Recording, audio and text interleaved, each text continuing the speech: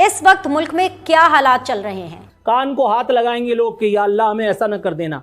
टुकड़े तीन, मेरा ख्याल टुकड़े तीन से ज्यादा पहले खासम कर चुके हैं, क्योंकि आपके सूबे फेडरेशन की बात नहीं मान रहे। आर्म्ड फोर्सेस वाले बेचारे शहीद हो रहे हैं और आप इनको डीमोरलाइज कर रहे हैं।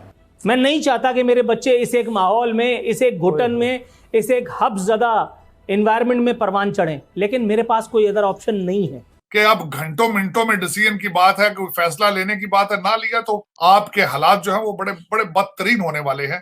कि मैं अब यहाँ से चला जाना चाहता हूँ। मैं अब यहाँ से चला जाना चाहता हूँ। भारत जो है वो अरबों डॉलर लगाकर भी पाकिस्तानी फौज के खिलाफ अंदर से नारे नहीं लगवा सका जो आज लग गए। मैं कह रहा हूँ आपसे खुदा की कसम, अगर मेरे पास कोई जरिया, कोई बहाना, कोई हीला मौजूद होता, मैं आज का प्रोग्राम किए बगैर यहां से दफा हो जाता।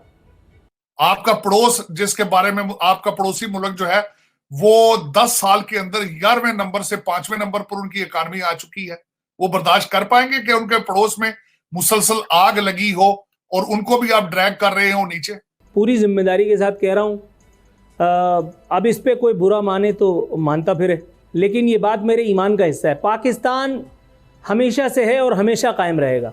इसलिए नहीं कि हम अल्लाह मियाँ की कोई मुकर्रब, कोई बहुत ही प्यारी कौम है, बल्कि इसलिए कि ताक़यामत, माजरत के साथ, ताक़यामत जलील होने वाली कोई मखलूक तो होगी ना कि जिसको देख करके दुनिया इबरत पकड़ेगी।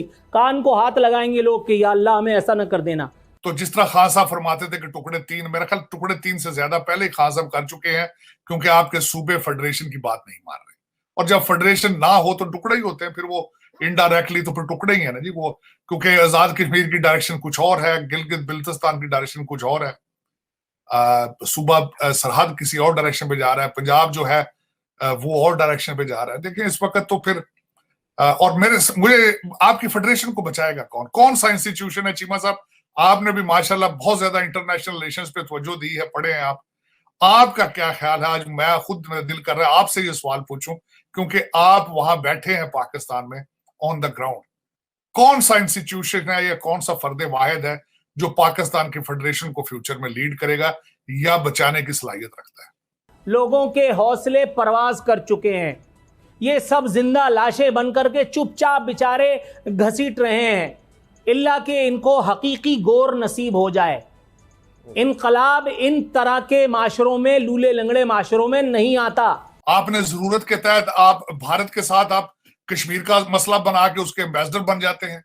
पाकिस्तान इतना मकरूज मुल्क है क्योंकि यहाँ पर अब ये कहा जा रहा है कि कहत का खतरा है। ये बाकायदा अब रिपोर्ट्स जारी हो रही हैं। फिर ये कि ये लोग इमदाद करते हैं पाकिस्तान की कि भाई आप डैम्स बना लें या सैलाब के खतरे को कम करने के लिए पानी को स्टोर कर लें मुख्तलिफ जगहों पर, तो ये तो इंटरनेशनल कम्युनिटी कर सकती है पाकिस्तान के लिए। अच्छा, आप मामे इंटरनेशनल कम्युनिटी के जो सारी काम वही आपके लिए करके देगी। सैलाब आपके यहाँ आए, आप उनसे भीख मांगे। एटम बम भी तो आपने बनाया था ना, तो काहे के लिए बनाया था? अभी तक तो चलाया नहीं है और आइंदा भी नहीं चलाएंगे। आपकी सरहदी वायलेशन भी हो जाती है, बहुत सारी और काम भी हो जाते हैं और आप बैठ करके बाजा बजाते रहते हैं। आलमी बरादरी से आप सिर्फ बुला बुला करके मरासले देते रहते हैं, तो कहाँ जाती है आपकी आज़ादी और खुद मुख्तारी? दूसरी बात यह कि खाने कमाने के लिए ये कौन सा नया धंधा निकाला है भाई? ये जो आप कह रहे हैं, उन्होंने अगर अपनी आला ज़र्फी का सबूत दिया तो आप इसको अपने गाल पे पड़ने वाले तमाचे से कम कैसे समझ सकते हैं? मैं तो ये हैरान हूँ। आपके इन जमहूरी या गैर जमहूरी डाकुओं के मुंह पर तमाचा है ये। 75 साल में जो कौम सैलाब से बचने के लिए काम नहीं कर सकी, आप कह रहे हैं कि ये इंटरनेशनल कम्युनिटी का गलाजत है जो हमारे ऊपर डाल दी गई है। और भाई इंटरनेशनल कम्युनिटी जो भी करे, इंटरनेशनल कम्युनिटी का वोट डालता है यहाँ का एक आम आदमी, या वो जाकर के यहाँ के बड़े बड़े मसीहाओं का वोट डालता है जिनके पाँव के नीचे से सब जमीन निकाल ली जाती है, वो ची गुवेरा बन जाते हैं, फिर वो नवाज शरीफ जैसे टर्मिनेटर में तब्दील हो जाते हैं। यार बात करते हुए मतलब कोई खुदा का खौफ होना चाहिए हमें। विद ऑल ड्यू रिस्पेक्ट, हमारी एक जिम्मेदारी है टुवर्ड्स पब्लिक। ये इन डाकुओं का पोस्टमार्टम करते हुए हमें क्यों लर्जा ताड़ी होता है? हमें क्यों हमारी हलक खुश्क हो रहे होते हैं? मैं ये समझने से कासिर हूँ। मैं बहुत माजरत के साथ इन जुमलों का इंतखाब कर रहा हूँ, क्योंकि इससे आसान और इससे सहल जुमलों का इंतखाब मुझसे हो नहीं पा रहा। उसामा प्लीज़ बुरा मत महसूस कीजिएगा, मैं आपको नहीं कह रहा हूँ, मैं हम सब की बात कर रहा हूँ, मैं अपने बारे में भी बात कर रहा हूँ। भाई ये हमारा ही कसूर है, ये हमारी ही ज़मीन है, ये हमारे अजदाद की ही ज़मीन है जहाँ उनकी हड्डियाँ गड़ी हैं, और हम भी यहीं पे दफन होंगे। हम अपने बच्चों के लिए क्या छोड़ करके जा रहे हैं? Atom bomb? यार कोई खुदा का खौफ करो। जहाज उड़ता है तो उसके उतरने की गारंटी नहीं है, वहां जाकर के बकरे काट रहे होते हैं गधे। मतलब हर काम अल्लाह मियां के हवाले किया हुआ है, तो आपके और मेरे हाथ में क्या है, हम क्या कर रहे हैं, मुझे ये भी तो बताओ। वो एविएशन की वजारत उसको दे दी थी, वो जाहिल मुतलक को, जिसने एक लेटर लिखा और दुनिया के सामने बम फाड़ दिया कि हमारे पायलट से बड़ा गधा कोई नहीं है। आपने अपनी एविएशन इंडस्ट्री को खुद तबाह कर दिया। जिन लोगों को बात करने की तमीज नहीं है वो सेनेटर्स तक बन जाते हैं, सॉरी थे कहां। तो भाई ये जिम्मेदारी मेरी आपकी है, ये इंटरनेशनल कम्युनिटी की काम नहीं है। इंटरनेशनल कम्युनिटी को पता है कि इन भिखारियों को, इन ढीठ के बच्चों को हर थोड़े अरसे के बाद भीख मांगने का एक जरिया मिलता है। अपनी सदका खैरात ज़कात, यार मैं और आप खाने के लिए निकलते हैं कि नहीं, भी बच्चों को लेकर के, अपनी फैमिलीज को लेकर के, तो दरवाजे पे आकर के कोई नॉक करता है, मैं और आप जैसे उसको देते हैं ना, बस वैसे ही हाल इंटरनेशनल कम्युनिटी का हमारा है। तो इस इमदाद को शुक्रिया के साथ कबूल करने से बेहतर है कि इस इमदाद को, इसकी औकात को पहचाने। ये हमारे मुंह पे तमाचे की तरह मार रही है इंटरनेशनल कम्युनिटी, क्योंकि उनको पता है कि ये सिर्फ बड़बोले हैं, ये बोल बच्चन करने वाली कौम है।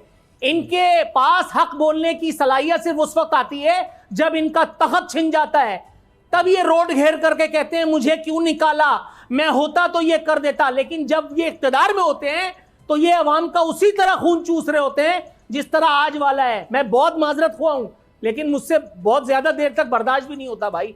पाकिस्तान की और भारत की मुश्तरका न्यूक्लियर पॉलिसी होनी चाहिए। यहाँ पे तो ऐसे गायब दिमाग लोग आए जिनको पता ही नहीं है कि पाकिस्तान की आबादी बनते वक्त क्या थी, जो एक माइक को कायदे आजम का माइक बता रहे, जो है वो दुनिया की आबादी को, भारत की आबादी को पता नहीं कितना बता रहे।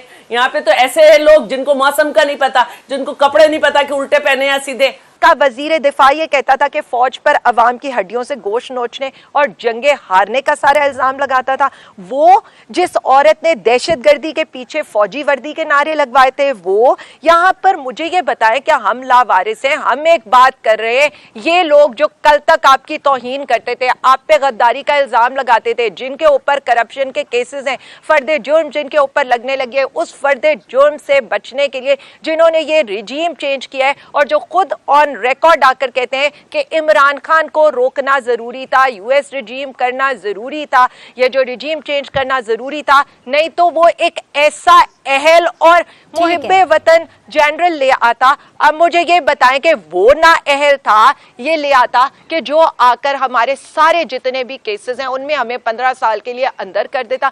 तब कौन सा आइन कानून? यानी अगर हम ये कहेंगे कि एक ना अहल करप्ट क़यादत अगर एक फौज के इदारे का फैसला करेगी तो वो गलत है, और जिनका ट्रैक रिकॉर्ड ये हो कि 5 दफ़ा उन्होंने तकरीरियाँ की हों और हर तकरीरी में मेरा बंदा कहकर उन्होंने लिया और उसके बाद